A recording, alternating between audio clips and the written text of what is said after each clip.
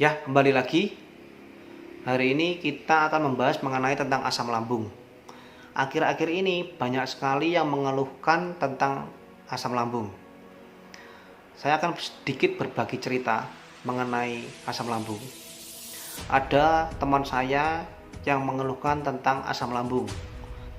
Dia bercerita kalau dia sedang stres, tingkat stresnya tinggi, itu dia akan mengalami yang namanya sesak napas, bahkan sampai kakinya kram, bahkan kakinya tidak bisa bergerak.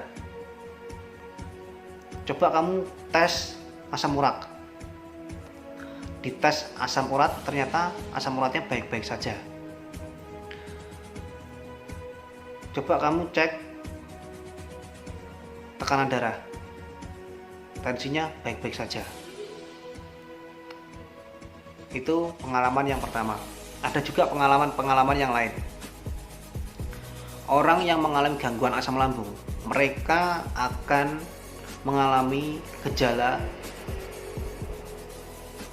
perut ini di ulu hati, bagian seperti ini, itu merasa terbakar, ataupun perut ini terasa penuh di dalam paru-paru, bahkan bisa terjadi sesak napas ataupun batuk-batuk. Banyak sekali gejala-gejala tentang asam lambung.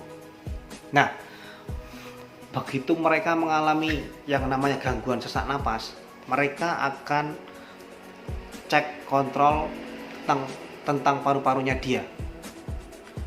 Di ronsen torak, tes TCM, tes COVID, tes alergi, tes jantung, bahkan tes endoskopi.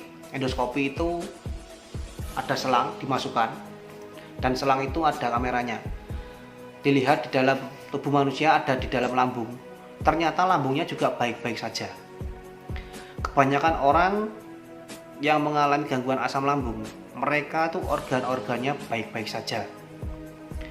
Yang tidak baik itu bisa jadi bukan dari organnya, tapi dari pikirannya dia, ataupun mungkin nggak terjadi karena faktor dari pola hidupnya dia.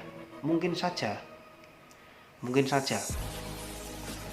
misalkan dari makanan, cara makannya.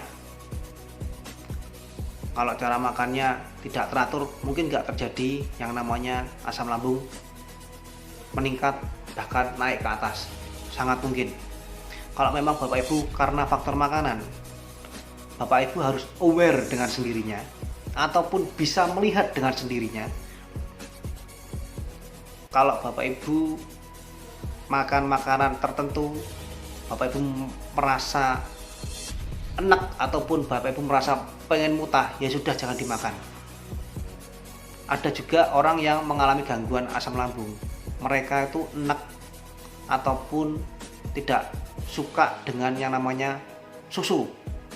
Kalau dia minum susu, dia selalu muntah. Ada orang seperti itu, tapi tidak selalu seperti itu. Terus Bapak Ibu harus menghindari makanan-makanan dengan pH tingkat keasamannya tinggi.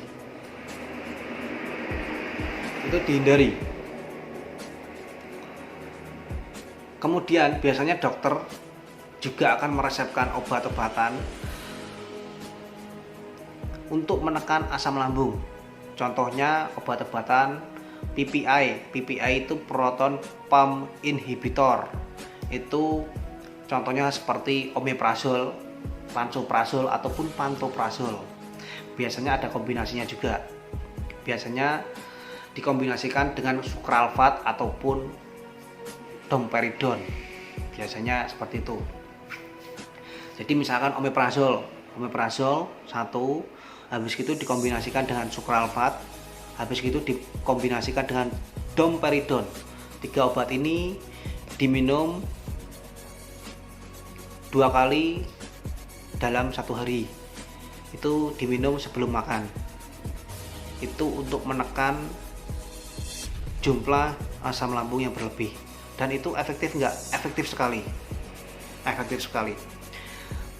Tapi kalau sudah ditekan jumlah asam lambungnya seperti itu.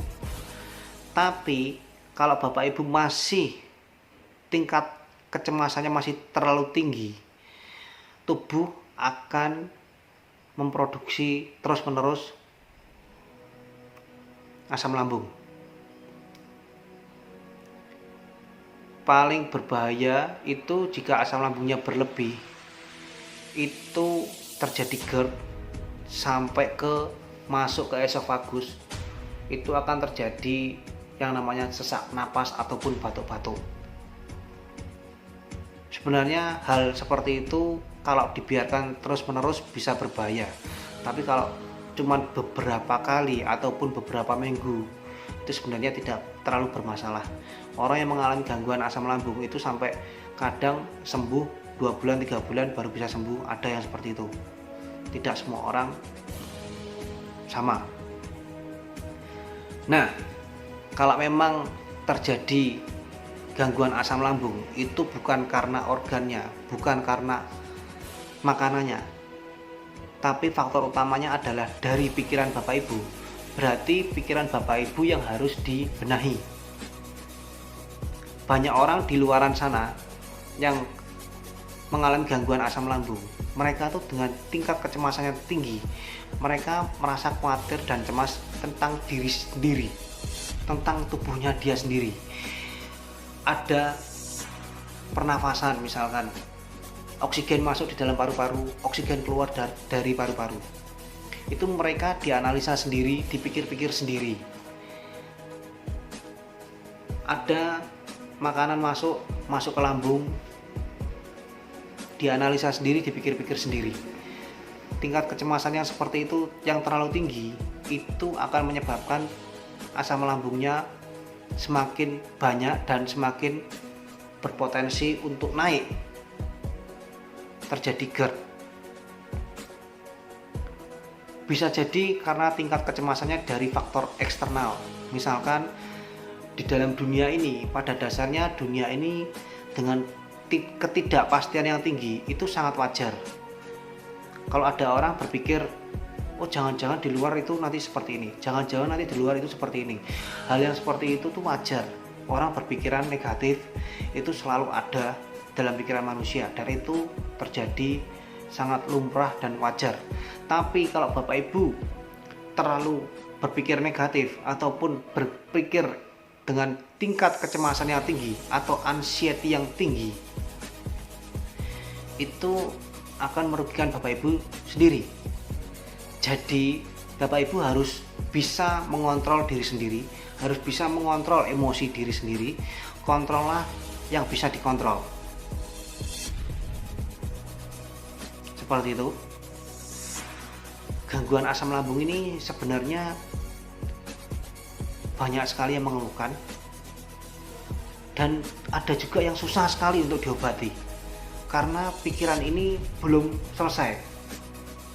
Bukan dari organnya, tapi dari pikirannya. Saya menyarankan untuk orang-orang yang mengalami gangguan asam lambung, itu tips pertama, sering-seringlah berinteraksi dengan orang sebanyak mungkin. Kalau Bapak Ibu berinteraksi dengan banyak orang, Bapak Ibu akan mengurangi tingkat kesepian ataupun tingkat stres. Dengan catatan Bapak Ibu berinteraksi dengan orang yang positif. Kalau Bapak Ibu berinteraksi dengan orang yang positif, Bapak Ibu akan ikut-ikutan jadi positif, dan hasilnya akan jadi positif. Seperti itu. Yang pertama, interaksi dengan orang. Yang kedua adalah berolahraga, jogging, jalan sehat, itu bisa. Jadi Bapak Ibu tidak terlalu stres juga. Latihan pernafasan, latihan meditasi. Yang kedua adalah olahraga. Yang ketiga adalah fokuslah untuk bekerja. Sudah, gak usah terlalu dipikir yang aneh-aneh. Seperti itu. Mungkin dari saya cukup sekian. Semoga informasi ini cukup bermanfaat.